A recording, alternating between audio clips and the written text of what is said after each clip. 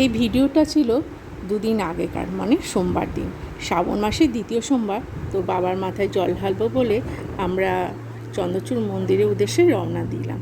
আমরা 3 বান্ধবী, আর এই যে আমার বান্ধবী পলি, তার হাজবেন্ড। তো আমরা 4 জন মিলে টোটো বুক করে রওনা দিলাম। তো ভেবেছিলাম প্রচুর ভিড় হবে, কিন্তু গিয়ে দেখলাম অতটাও ভিড় না।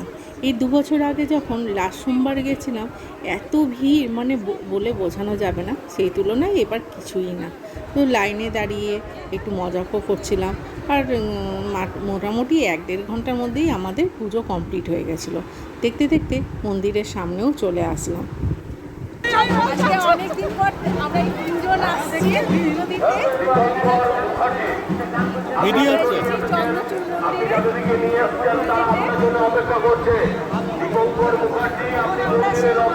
ভিড়টা অতিক্রম করছি। আমাদের সবার ইচ্ছা, আপনাদের সবার ইচ্ছা পূরণ হোক, আমরা বাবার কাছে এই প্রার্থনাই করি। আর ইনাকে সবসময় পাওয়া যায় না, আজকে পেয়েছি। ঠিক আছে, মানে একে পাওয়া যায় না, একে দুর্লভ জিনিস। দাদা এই যে এখানে দেখান, চিনে রাখুন। আর ভিড় দেখুন, এবার অতটা ভিড়, তার আগে এবার আমরা এসেছিলাম, প্রচুর ভিড় ছিল, কিন্তু এবার এসে সেরকম ভিড় হয়নি।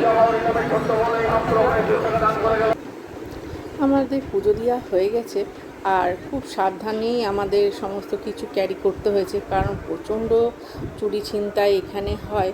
তো এরকম একটা দুর্ঘটনা আমার বান্ধবীর সাথেও হয়ে গেছে, পম্পার সাথে। তো মনটা একটু খারাপও ছিল। তো এদিকে পুজো দিয়ে আর এদিকে বাবাকেও একটু দূর থেকে একটু প্রণাম করে নিলাম। আর কি বলুন তো, মানুষই এত নোংরা করে, চারিদিক এত নোংরা, এত আবর্জনা।